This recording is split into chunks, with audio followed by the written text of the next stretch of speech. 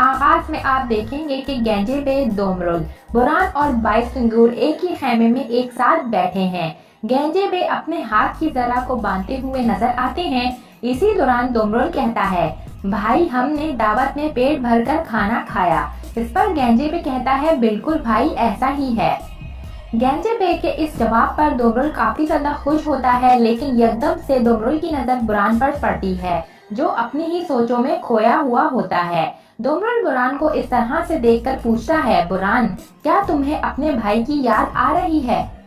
بتاؤ کیا تمہیں سپاہیوں کے سربراہ گوکتک کی یاد آ رہی ہے؟ اس پر بران افسردہ ہوتے ہوئے کہتا ہے، ہاں مجھے اس کی یاد آ رہی ہے۔ اچھا ہوتا کہ اگر وہ بھی یہاں ہوتا، اسے تو شاید یہ بھی معلوم نہیں کہ میں شادی کرنے والا ہوں۔ اسی دوران بایوچا بران کے خیمے میں داخل ہوتا ہے۔ بایوچا کو دیکھ کر بران اور باقی سپاہی کھڑے ہو جاتے ہیں اور پھر بران بایوچا سے کہتا ہے، او صاحب آپ یہاں، غازی صاحب خوش آمدید۔ اس پر بایوچا کہتا ہے، شکریہ۔ اس پر گینجے بے بایوچا سے کہتا ہے، آپ نے آج بہت بہادری سے مقابلہ کیا ہے حضور۔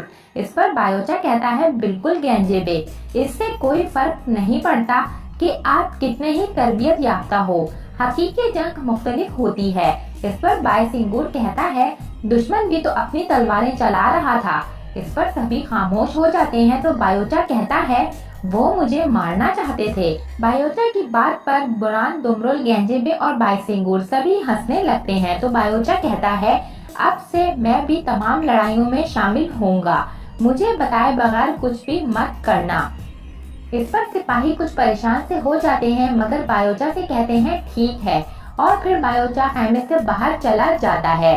دوسری جانب صبح کا وقت ہے اور عثمان ساری رات جاگنے کے باوجود اپنے خیمے میں کام میں مصروف ہے اور تمام اوراق کو اور خطوطوں کو کھول کھول کر پڑھ رہا ہوتا ہے۔ اپنے آباء و اجداد کی امانتوں کے حوالے سے سب کچھ سمجھنے کی کوشش کرنے میں عثمان کو پوری رات بیت چکی تھی۔ اتنے میں بالا خاتون کھانے کی ٹرے اٹھائے خیمے میں داخل ہوتی ہے اور کھانے کو میز پر رکھ دیتی ہے۔ اس کے بعد عثمان کے پاس آ کر بالا پوچھتی ہے، نیند خود پر حرام کر چکے ہیں عثمان صاحب آپ؟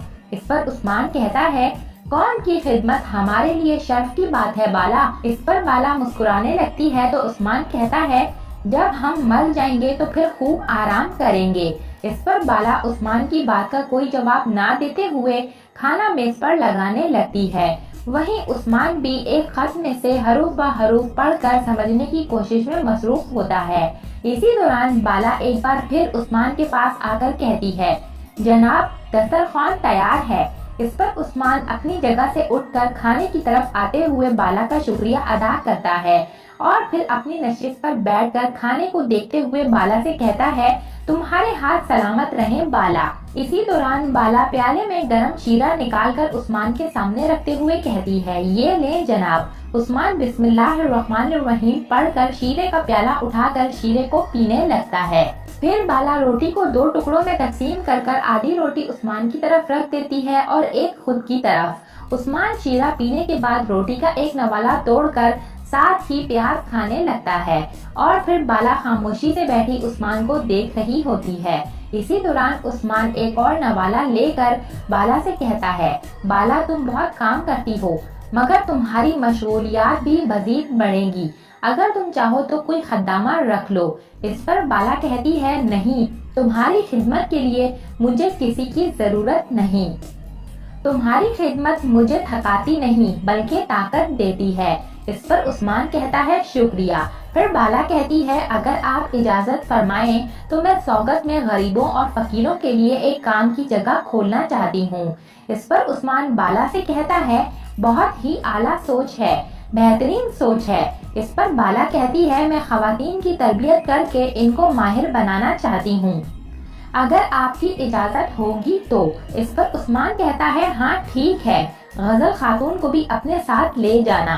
اس پر بالا کہتی ہے، کیوں حضور؟ اس پر عثمان کہتا ہے، جانتی تو ہو کہ وہ لوگ سرداری کے بہت خواہشمند تھے، مختلف ہیلے بہانے استعمال کریں گے، इन्हें जिम्मेदारी दी जाएगी। इन्हें जिम्मेदारी दी जाए ताकि शैतान इनके दिल और दिमाग पर ज्यादा सवार ना हो सके। बुराई का जवाब अच्छाई से दिया जाए ताकि इनके सांस घुटने का सबब ना बन सके हम। इस पर बाला कहती है, जो हुक्म जनाब, मगर आपके इल्म में ये बात लाना चाहती हूँ कि अगर गजल खातून ने अपनी हद फैलांगी तो इसे सजा मिलेगी। इस पर उस्मान शहद खाते खाते रुक जाता है और फिर बाला से कहता है, बाला जब तक तुम इंसाफ पसंद रहोगी तो कोई मसला नहीं होगा। इस पर बाला कहती है, जो हुक्म हुजूर। और फिर इस पर उस्मान दोबारा से अपना खाना खाने लगता है, मगर बाला कुछ देर के बाद फिर उस्मान से कहती है, हुजूर। और इस पर उस्मान बाला से कहता है, और क्या, बोलो। इस पर बाला कहती है, अगर आपको मेरी जर्रा बराबर भी परवाह है तो आपके लिए खातून मैं तलाश करना चाहती हूँ। बाला की इस बात पर उस्मान काफी परेशान हो जाता है, मगर बाला को तसल्ली देते हुए बाला के हाथ को थपथपाते हुए कहता है, बाला मेरी जान, मेरे फूल बाला, हर शख्स के लिए इम्तिहान होता है। हमारी मोहब्बत के नसीब में भी इम्तिहान आ पड़ा है बाला। वही करो जो अल्लाह कहता है और आज से खातून ढूंढने की जिम्मेदारी तुम्हारी हुई। तुम जो भी खातून तलाश करोगी मैं इससे शादी करूंगा। इस पर बाला मुस्कुराती है, मगर उस्मान बाला के तासुरात को ही देख रहा होता है। बाला आंखों में आंसू लिए प्याले में शीरा डालने लगती है और इसी दौरान बाला के आंसू टपक कर शीरे में गिरने लगते हैं। उस्मान बाला को इस तरह से देखकर काफी ज्यादा अफसरदा हो जाता है, मगर बाला उस्मान के सामने कुछ नहीं कहती और फिर शीरे का प्याला उस्मान के सामने रख देती है। उस्मान बाला का जायजा लेते हुए शीरे का प्याला उठाकर शीरा पीने लगता है।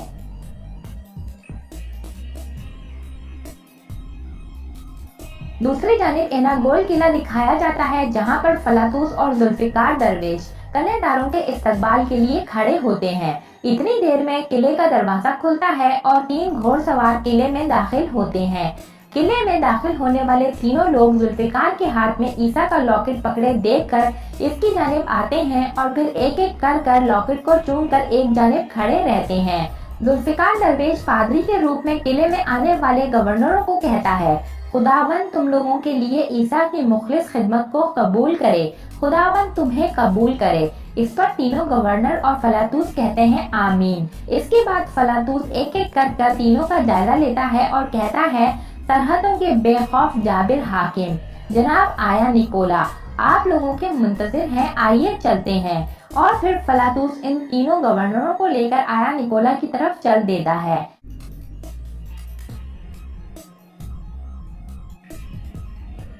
दूसरी जानिब उस्मान अपने खैमे में अपनी नशिस्त पर बराजमान है। इतने में यावलक अरसलान खैमे के बाहर खड़े होकर पूछता है कि क्या मैं अंदर आ सकता हूँ।